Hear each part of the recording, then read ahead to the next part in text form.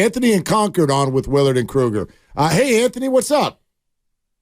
Hey, Willard. Thank you for taking my call. I just wanted to talk quickly about the NBA making it more meaningful throughout the regular season. I liked a lot of the things Larry was saying with the bye weeks and whatnot, although the one-game thing, I agree with Willard. I mean, fans would go nuts if the Warriors lost a one-game thing. I think a better solution that would kind of make everyone happy is make home court advantage really more meaningful in the NBA.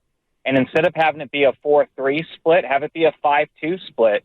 Then teams are really going to be, gearing up to try to make sure they get into the top 4 seeds. So they have a real home court advantage when it comes playoff time. Anthony, it's a strong enough idea. I think there are so many. I'm sort of in this space where, and thanks, Anthony, I feel like we could come up with 100 ideas by the end of this show, and I would settle for just pick one. All I care about, NBA, is that you offer something to the fans. $500K for your favorite players. Like, on my list of things that I care about, I would have to get all the way down past restaurants in a city I'll never visit before I get to my favorite player getting $500,000. Honestly, don't care. How about this? So you're not walking down the street going, dude, Kevon Looney just bought a boat. I mean, honestly, right? Yes. I don't care. I don't know why I would. Sharich is getting a third vehicle. Yes. Like if Brock Purdy got $500,000, I'd be like, okay, that's kind of cool. That kid deserves it. But other than that, I don't care about anyone's salary. Dude, GP2 just got an annuity. Yes. Get over here, man. Tyrese Halliburton just said this. What do you think? The greatest incentive, this is a direct quote, the greatest incentive for everybody to do it would be an automatic playoff bid. If it was a playoff spot, I think everyone would take it very, very serious, right? I think the older teams would take it very serious. That's from Tyrese Halliburton of the Indiana Pacers. Okay, but once again, an automatic playoff bid. Yeah, okay, think about that for a second. I disagree with him. In other words, if you've got the ability to win the in-season tournament, you're already going to go. You're going to go to the playoffs. So now we're de-incentivizing the quality of the regular season because now the team that wins the tournament can just basically putz around the rest of the time. Right. We're going to the playoffs, man. Yeah. It doesn't matter. We've lost 14 of 17. It doesn't matter. We won the tournament. We're going to the playoffs. Who's not going to the playoffs, by the way, though? That's I know. That's your the argument. Other part of it. Your argument's a very good one, but I would argue anybody who's got the ability to win this tournament is already going to the playoffs. The Pistons are not winning this tournament in any way, shape, or form. They just don't have the ability. Joe Dumars is not walking through that door, is what you're saying? He is not. He is not. I don't even know if he's walking through their doors anymore. Yeah. So I get where he's coming from. At least I get That's weak. Though. It's weak, but I give Tyrese credit for at least his head is in the right spot of can you do something tangible? Do something tangible to the fans, whether it's competition-based or, as we talked about yesterday, actual fan incentives. Your team wins and tickets are cheaper or whatever, something tangible for fans. You've not created that.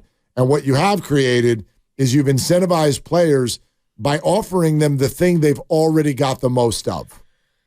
I think one great thing, I mean, if you're trying to think you want to have the fans win, right? But you also want to have the teams win. What's a win-win is how about you just get a good size amount, good amount of money to spend only at the team store. Because if you're Joe Lacob, I'm sure every time he walks around town, he sees somebody wearing Warrior garb, Warrior gear. He's like, yeah, I love it.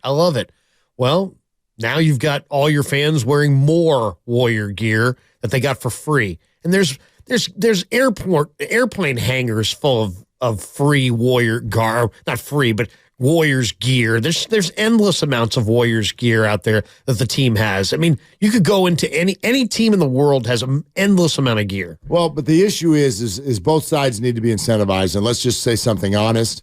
We're not going to all be incentivized by the same thing unless you are making it about a competitive advantage. There's only one area where Warrior players and Warrior fans will meet, and it is with their results.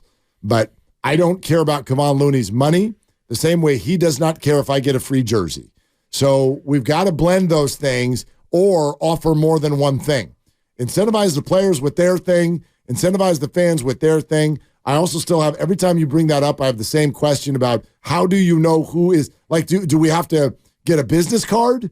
How do we apply to be a Warriors fan that is recognized when the Warriors do well in the in-season tournament so that we can get the benefits? And how would we stop anyone who's living here in the Bay Area but they're actually a Suns fan? How would we stop that person from getting into the team store and taking the gear? They obviously have more money because of the tournament. Did you see today what the coaches are getting? No. Yeah, so like if you're the head coaches, they're going to earn bonuses. If you make it to the quarterfinal, Kerr gets an extra $50K.